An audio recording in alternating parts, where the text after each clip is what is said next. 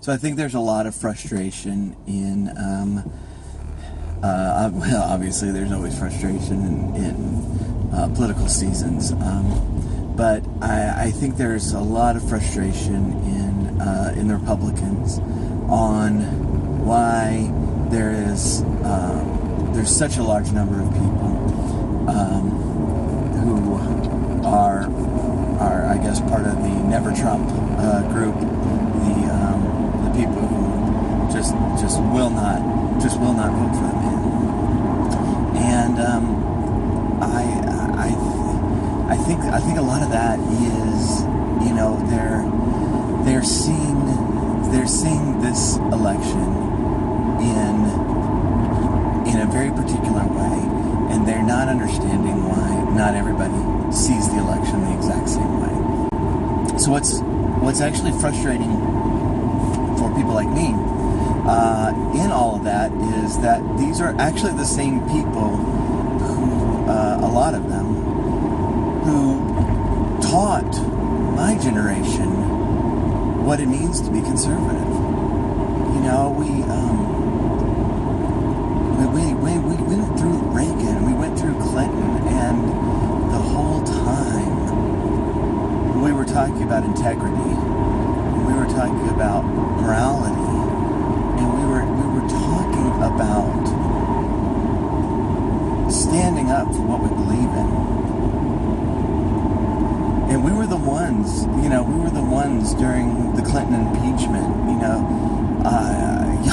we're the ones that were teaching people like me that integrity matters, and this is why. You know, y'all were the ones that taught us that, you know, we could not compromise on certain issues like abortion for political power. That it was too important, and that we needed to stand up for what was right, in good. We were the ones, you know, telling us that the family is where, you know, the country's morality starts and the country's strength starts, and that needed to be defended, and that needed to be defended from the top ranks. And since then, and you know, people of my generation have been voting for a while now, but pretty much every election we voted in has been a lesser of two evils election. And we've reached the point now where the Republican Party has really rejected all those things that you taught us. You know, when you taught us that integrity matters, now you're saying it doesn't. And when you're talking about how family matters, now you're saying it doesn't. And now you're saying that sanctity of marriage doesn't matter. And now you're saying that, you know, someone's saying that they're pro-life is good enough for my vote, even though they're very clearly not pro-life. And so what we have left is, you know, from our point of view, growing up, realizing that all of these things actually do matter. But now we have a party that is voting for power, which is exactly what we mocked the Democrats for doing in the Clinton years. You know, when they abandoned all of that, threw it out the window for power, and we were just shocked, you know, that people were like, well, you know, these issues of morality, integrity, usefulness. They don't matter as long as our programs get through. And, we couldn't believe it at the time. And now we're there. It's like the latest argument I've heard, I think when we're realizing that nothing else is working, is don't vote for the man, vote for the party platform. But we've just spent the entire election cycle saying that the platform doesn't matter. And it kind of strikes me as like, choosing a church strictly by their statement of faith on their website, even though, they forgot that was there, and they've abandoned that ages ago, and they preach completely differently, and they believe completely differently than that, but the statement of faith is still orthodox, The truth of it is that the Republicans don't believe that platform anymore. The truth of it is that there's not a single point on there, not even abortion, that we're not willing to just throw out at a whim for power. I have a problem with that. I can't support that. And what's really sad about it is that you taught me not to support that.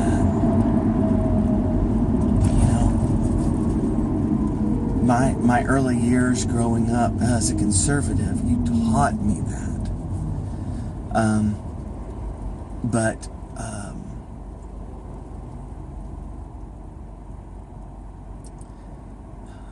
But unfortunately, I've lived to see the day that it seemed like all those things we were saying under Clinton were just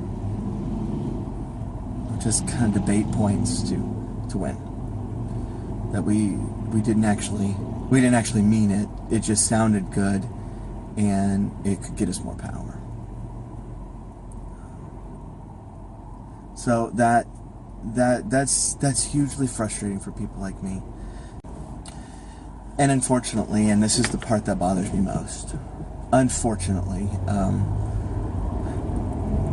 in all of this, the world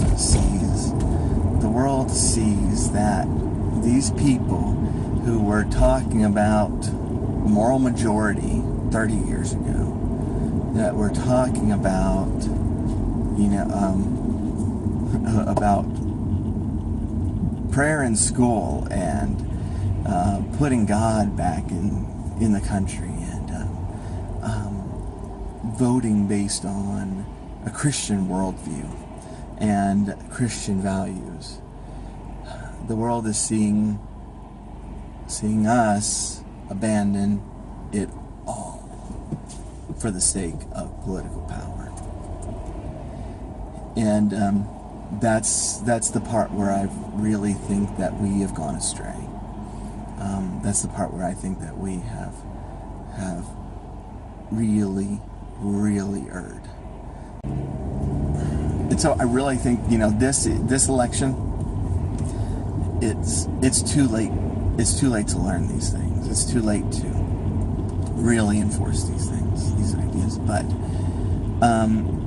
we've got to quit talking about this 2 months before the election. We've got to start laying a foundation much, much earlier. And so, be my encouragement for you is, no matter how it turns out next month, start looking at Scripture as to how we are to act in the voting booth, how we are to conduct ourselves in political debates, and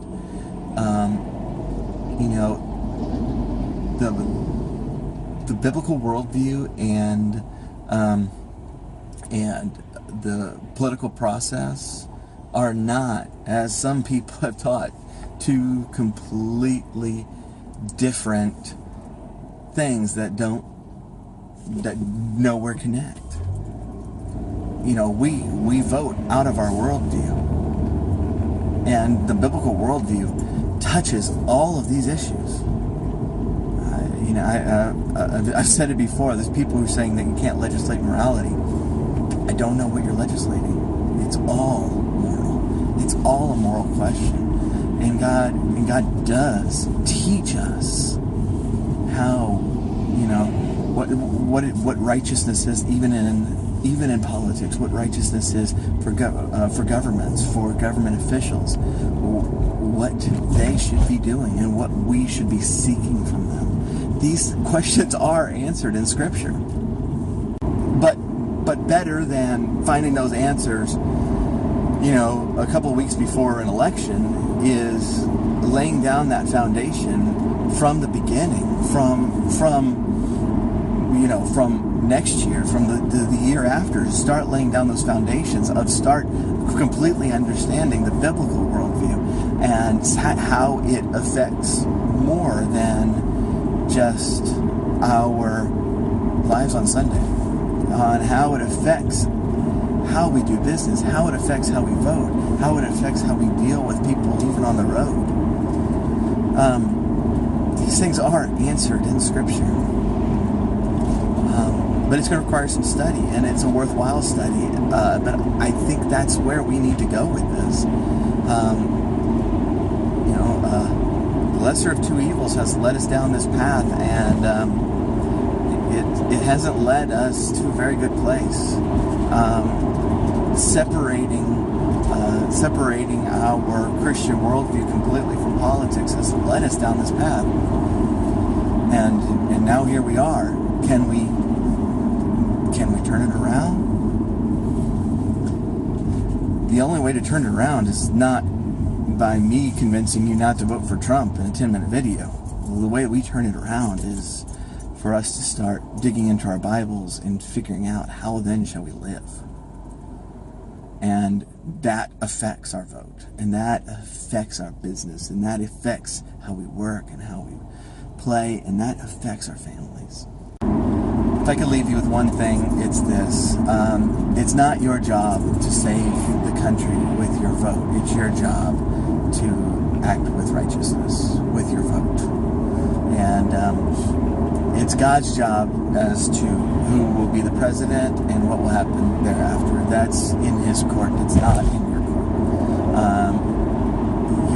Your duty now is to go into the ballot room and represent